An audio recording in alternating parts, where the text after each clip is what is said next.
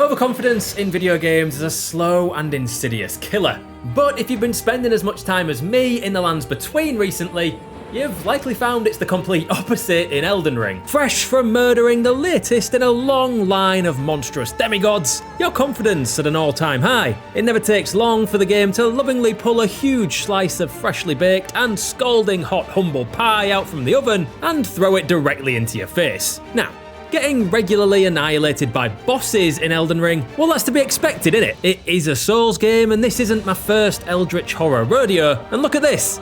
Of course that thing can one-shot me, but you know what really grinds my gears? Normal enemies that have the gall, the gumption, nay the audacity to step up to my Tarnished Elden Lord wannabe and promptly stomping him into the ground using the most annoying, impossible to dodge, and yes, unfair means they can possibly imagine. I'm just saying, if I'm powerful enough to kill, I don't know, maybe something like a dragon, then I shouldn't be getting picked to pieces by a couple of rabid dogs. It's not always a case of just getting good either. Some monsters just get under your skin, don't they? And they come back to bite you every single time you encounter them. Here are 5 enemies in Elden Ring we absolutely hate. You ever just been minding your own business in the Siofra River area, gazing at the stars when suddenly... Yeah, that's about right. Nothing hurts more than a giant glowing arrow planting you from 1,000 yards away. Like Robin Hood on steroids, these ancestral spirits aren't particularly dangerous close up, but stick a great bow in their hands and a never-ending supply of pointy glow sticks on their back, and they turn into Dude Perfect with a sniper rifle. Doling out a huge amount of damage to the unprepared, the worst part is you probably won't even notice you've aggroed these walk-in one-shot machines until it's too late, since they can spot you from so far away and have absolutely no tell unless you're looking right at them. Miss one, pick you out from the opposite end of the Siofra River, and you'll be on your back, kebabbed on the end of an ancestral you before you even know what's hit you. This guy does get a slight pass since you can actually use him as a summon, and he's an absolute beast. But why is it when they're on your side, they can miss?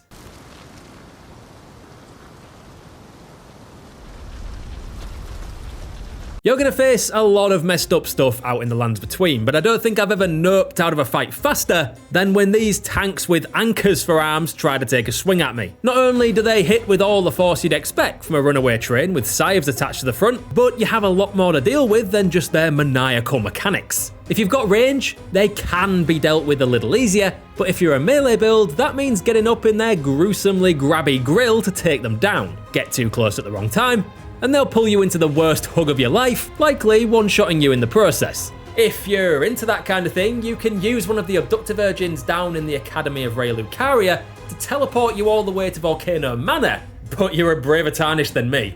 And even if you can get close enough to hit them, their high hit points and high defense make them possibly my least favourite monster to fight in Elden Ring. And before you start, yes you, I see you typing in the comments, I know they're weak to lightning, but do I look like a man who leveled up faith?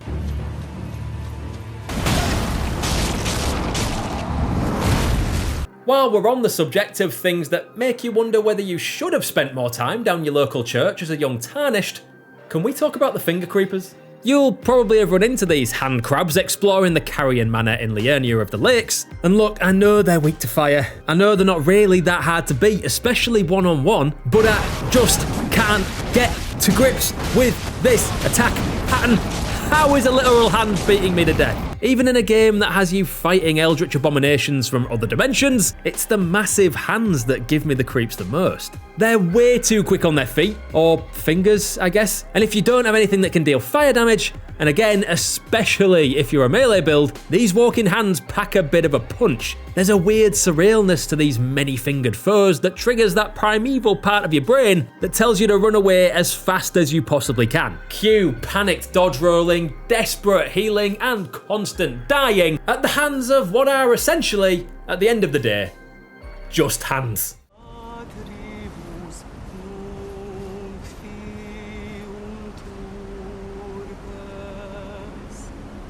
To be honest, when I first met these serenading sirens of the skies, I naively thought they might be vaguely friendly. Sitting there glowing and singing a sad tune about how the world had ended, I really should have read the rune better. That song is nothing but bait.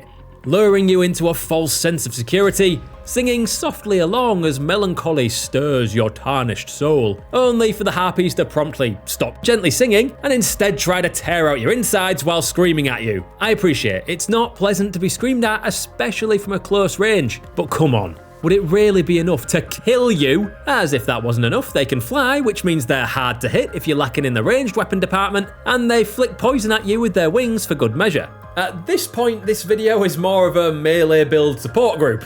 We see you, champions of close range. That said, as annoying as these dames can be to deal with, they do have some of the coolest lore among Elden Ring's roster of standard enemies. Chanting in Latin of a blessed land now withered, they fill some of the gaps between the fall of the lands between and the Golden Order before our Tarnished woke up in a random cave in Limgrave. And I would perhaps feel a pang of sympathy for them if they weren't constantly screeching in my face, "How can a scream one-shot a person to death?"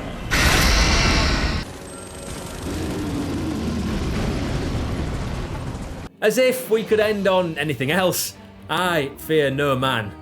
But this thing scares me. After a single rune bear chased me down on the back of Torrent, I spent my entire first playthrough avoiding these bad-tempered Winnie the Poohs like the plague they are. Not only are they way too fast for their size, easily hunting down a full tilt Torrent and having enough stamina left over to punt the rider somewhere into next week, they hit ridiculously hard for what is essentially just a bear. I don't know what the devs at FromSoft think a bear is actually like, but when you mix the tankiness and HP bar of a dragon, the speed and dexterity of a rabid dog, and the damage output of Paddington with a nuke strapped to his chest, you get a monster that has become instantly infamous among the Tarnished community. Undead heroes of old? Piece of cake, mate. Lords of blood and actual deities? Bring them on. Oh, a bear. No, yeah, I'm washing my hair that night. Do you think the bosses of Elden Ring live behind the yellow mist because they too live in fear of the rune bear?